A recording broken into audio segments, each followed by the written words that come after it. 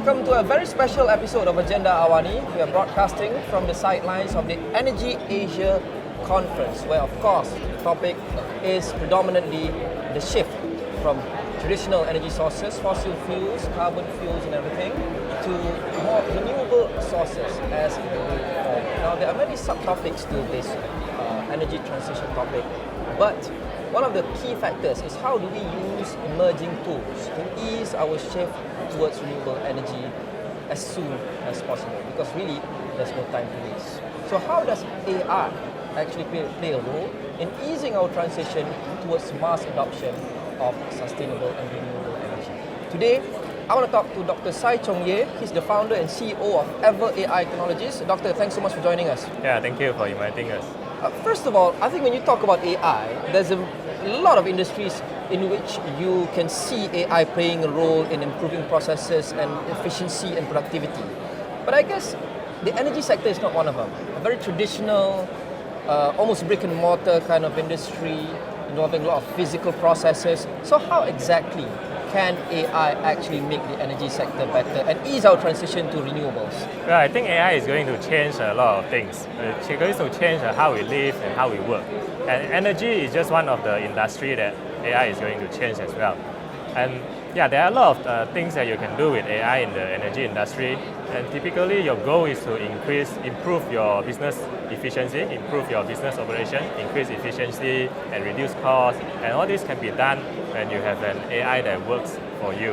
Right. I guess when you talk about the downstream side of things, I mean, the administrative work of companies within the energy industry, the supporting work, people working in the offices basically. But in terms of the actual physical processes, say oil drilling, how can that be enhanced by AI? Yeah, let me give you some examples of what AI is already out there used by these oil companies that are trying to improve efficiency.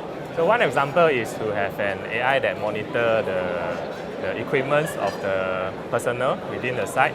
So this AI can actually detect whether or not the person is wearing the safety equipment and to monitor the operation situations by using AI and image processing. And another example would be like detecting whether the equipment is rusty, we call it a corrosion detection, to detect at places where it is difficult to go. It's difficult for human to go to the place. Then you can have these robots or AI that detect whether or not do you need maintenance on these infrastructures. So yeah, these are just example on computer vision or image processing. There are also more conventional, or we call it the traditional machine learning approach that you can use to improve efficiency. For example, like doing a predictive analysis on this energy requirement. You can actually use AI to try to predict what is the energy requirement for the next month, so that you can plan your operation wisely to generate the maximum efficiency.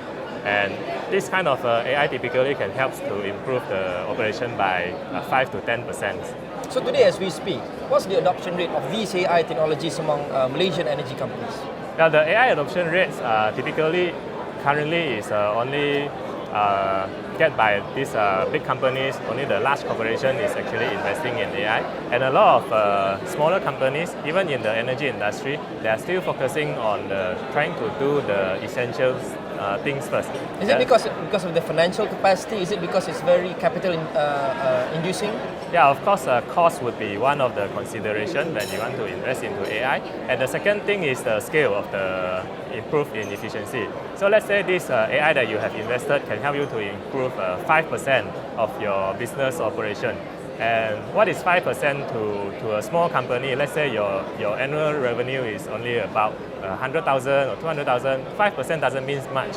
But if you are a big company doing 100 million or 200 million kind of business, the increase in 5% definitely can justify the investment in AI. What does this mean for the man on the ground in terms of the final end prices of the products that are churned out by these Malaysian energy companies? Will this mean lower prices? Will this just mean more environmentally friendly practices by these companies? What impact will it bring that will be felt by normal people? The normal people, do you mean the staff of the company, or do you mean people like in general, society, people? Malaysian people? Oh yeah. of course, AI is going to improve a lot of efficiency, and it's going to eliminate a lot of these repetitive jobs, and it's going to help these companies to improve their business operation as well. And yeah, what would be the impact to the people? It's not just focused on like energy sector. AI in general is going to replace a lot of jobs. I'm sure you have heard about that a lot, and I'm sure you will agree with me that AI is going to be the next big thing in the future. And this replace job will actually be, there will be new jobs that come out because of AI. For example, like a prompt engineer, where you just give instructions to the AI give command and instructions in a very clear and precise manner to the AI. You've kind of led into my next question, which is, I think the challenges of mass adoption of AI among Malaysian energy companies. Obviously, manpower rationalization. I think mass widespread manpower rationalization is one of them. So you do think that will happen, and what kind of an impact do you think it will bring to these companies, and how confident are we that once AI takes over more and more of these roles, there will actually be better quality jobs for the human workers? Well, the industrial revolution actually takes over a lot of these laborers' work, and AI is going to come for the white-collar job. The white-collar work, like graphic designers, copywriter, the marketing, creative directors. The desk jobs. Now AI is coming for this kind of creative works. Yeah, it was not something that people have thought about before, and we keep saying that AI will not be able to do creative works. Like let's say like 3 or 5 years ago, people would think that AI will never replace these creative works, but AI will do the laundry for us. But the inverse actually happens. Now the AI that come out is actually AI that is able to generate image, doing copywriting, doing your marketing that content, this kind of creative works, doing video as well. AI can now generate videos as well. And yeah, so how does this is going to impact to people of everyday life? I think the return on labor is going to decrease, but a lot of these productivities or this work done by AI is going to generate return on the ownership of this AI technology to these big companies or the companies that have invested into this AI. Yeah, but I think there are some headwinds, to say the least. We talked about cost, we talked about awareness, we talked about maybe the environment in the country is not as conducive, the industrial environment, the regulations, the policies, etc. by the government. What do you think are the major headwinds for mass adoption of AI in general and also specifically in the energy industry? Well, in general, cost will definitely be the first thing, and the return and the scalability, as I just said, how much return you can generate from investing in AI if you are doing on a small scale business or compared with a large scale business. And yeah, on the policy manners, I think Malaysia is quite open to new technology in the policy manners. And yeah, actually there are a lot of supports as well in helping the companies to adopt digital transformation and technology. But we've not had any regulations. I mean, it's just been not so. It has not been a long time since the advent of AI. But it doesn't seem that we have the political will to actually start initiating any process to enact laws or acts to actually regulate the usage of AI generally and also within industries. Yeah, it is true that the regulation have been lagging. It has not arrived here. And this especially will cause a lot of concern, especially in privacy of data. Should the data from the user be allowed to use to train the AI model of these companies? So the regulation is definitely been lacking, and I hope to see more regulation in the right directions of this technology. Why do you think that is? Why do you think we've been slow to actually do anything meaningful to regulate AI? Well, the regulation is challenging by itself. It's not as straightforward to, you can just, you can say you want to ban all AI technology. It's between the spectrum of banning all technology or allow all technology to go freely. And this actually will cause a very large-scale problem if it's not regulated in the right direction. But where do you think the pushback is coming from? Is it within industries or workers within industries or politicians? What do you think the pushback is? I think generally people have a fear of AI. And they will be the replaced. the word itself, artificial and intelligence, are quite a scary words. And generally, I think people who have not understand the technology generally have a fear of this. What would this technology do, and what are the potential risks of this technology? So I hope that people can learn more about AI to understand how it works, to understand how data works, and then this can help us to move in the right direction. But coming back to the concerns of privacy and also the challenge of enacting laws to regulate, I think you bring up a very good point in data privacy, because we see a lot of these big AI tools. They're actually developed by companies that are not Malaysian. They are actually developed by foreign companies, American companies, European companies, what have you. So does this mean that once these companies adopt these AI tools, they would actually be submitting their data to foreign entities, which is a big concern? Yeah, this is actually a problem. It's a big problem, and it's part of the larger problem as well. A lot of this AI technology or AI model is currently owned by big companies like we have Microsoft, Facebook, Google, and definitely when you are using this technology, you are submitting your data to these big companies, and there is a very tricky regulation landscape of how much they can do, to what extent they can use your data. Involves multiple jurisdictions, multiple countries. And I think in the future this will cause a bigger problem if we don't invest in AI technologies in Malaysia by ourselves. If we keep relying on this foreign technology, a lot of this future productivity or future value created by ownership of this AI technology itself will be owned by giant companies in the outside of Malaysia. Yeah, meaning to say that if we don't develop homegrown companies and technologies within the AI industry, we will be forced to and companies will be forced to submit their data to foreign AI companies. That's the concern. And this data will actually create a loop whereby you have more data, you can build a better AI model, and when you have a better AI model, more people will use your AI model, and you could get more data, and it keeps going on and on. And at some point, it will be very difficult to challenge these big companies compared to what we had in our homegrown company. Yeah, I guess machine learning touches on my next question. So coming back to the focus of this conference, the transition to renewables. How does AI help play a role in catalyzing our transition to renewables within the energy industry? Well, let's say if you are a renewable energy company or just energy company in general, investing in AI can actually help you to improve your business efficiency by at least 5 to 10%. And what does this do is actually the AI model can help you to predict what is consumption demand, what is production in the future. You can also monitor your entire business operation. And this AI, instead of just monitoring the business operation on the dashboard, it can give you recommendation. It can give you insights on what you should do to keep the efficiency at a higher level. So in a general sense that by investing in this technology, it can help you to run your business at a much higher efficiency with a lower cost.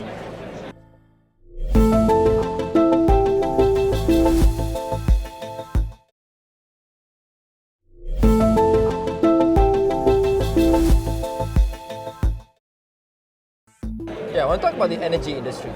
In Malaysia, at least, you talk about our electricity. The bulk of it is still generated by coal. So it's definitely not a renewable source. I mean, the introduction of AI to make it more sustainable, more environmentally friendly, is indeed welcome. But how much impact would it make if at the end of the day, those businesses still generate power from non-renewable sources, such as coal? Yeah, one of the reasons why we still stick with coal, of course, is the price and efficiency of the alternatives, which are the renewable energy. And we actually put a lot of big companies in Malaysia actually put a lot of focus on this. Do we switch to renewable energy, or does it justify the investment into this renewable energy compared to the existing method of what they have been doing for the last a few decades? So to justify the investment into renewable energy and technology, I believe that increasing the efficiency of this technology is definitely the the main thing that we can focus right now. Yeah, I know it's a fool's game to predict technology and also AI, but do you have like a ballpark figure in terms of when you think we will reach an acceptable, decent adoption rate of AI within the energy industry? Well, I can't give you an exact figure of how much it is going to be, but I believe that this technology will continue to improve, and at some point the cost will be much lower, and then this is when more people will switch into this renewable energy compared to the existing methods. Have you had dialogues with the government, with industry players in terms of getting them to adopt AI more aggressively? Oh, we do provide AI solutions to the industry players, also in the oil and gas and the energy sector. And what has been the response so far? Yeah, like I have said to you, their primary concern will always be the return on investment. Does it justify their investment based on the scale of the business that they are doing? So which is why we see that now AI is only being invested by the big companies because the scale actually justify the investment compared to a small company like a 2-3% increase on the 100,000 revenue. It doesn't justify much. So what can the government do besides what we've talked about, regulation and everything? But what can the government do to ease and to encourage mass adoption of AI within the energy industry, including by the mid and small players?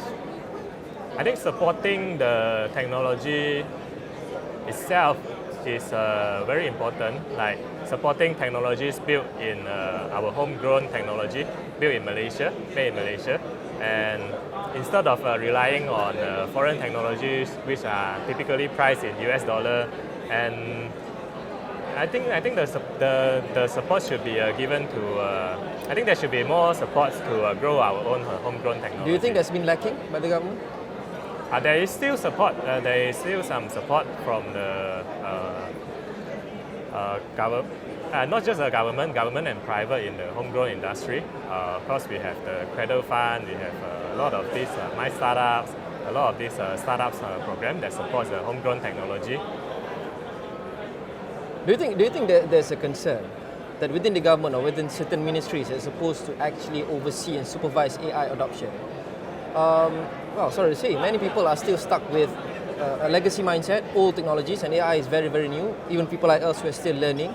So do you think one concern is there's a lack of expertise to even understand AI and its potentials and therefore regulate it and enact policies that will actually result in AI being widespread in this country? Oh yeah, definitely. You raise a very good point here. Lack of expertise in our homegrown environment is definitely one of the problems remains to be solved as well.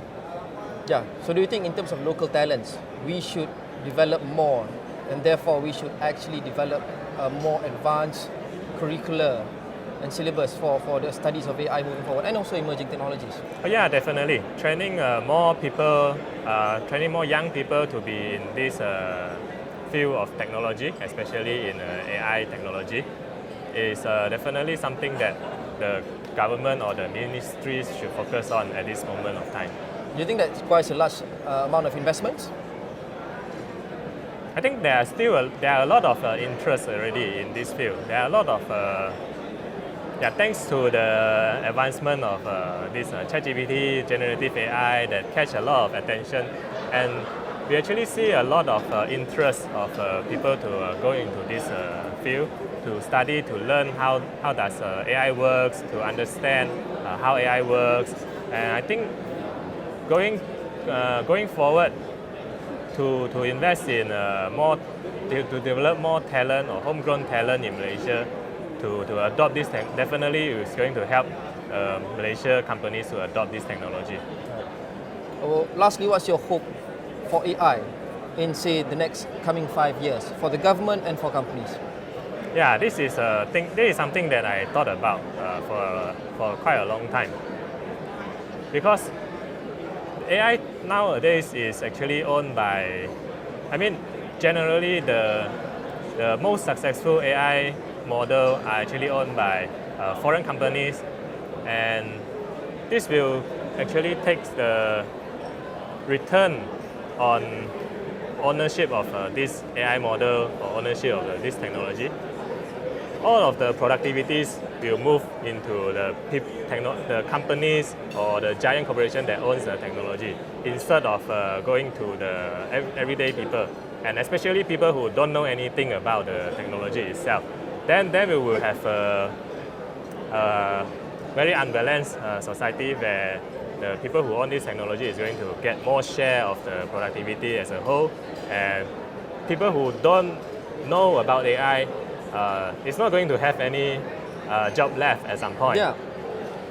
So what I think the solution to this is not to create jobs that just tailored to people to be there, and then they are not doing anything productive. I think this is not the solution, not the right solution going forward. I think it is much better that we continue to develop the technology and replace all these laborers' work, and the productivity or the prosperity that we create from this technology to be shared equally to the society. And that would be the role of the government to regulate the share of this prosperity created by AI technology. Dr. Sai, thank you very much. Dr. Thank you very much. Seung Ye, the founder and CEO of Ever AI Technologies. Thank you so much for watching Agenda Awani, broadcasting from the sidelines of the Energy Asia Conference. We see you in the next episode. Thank you.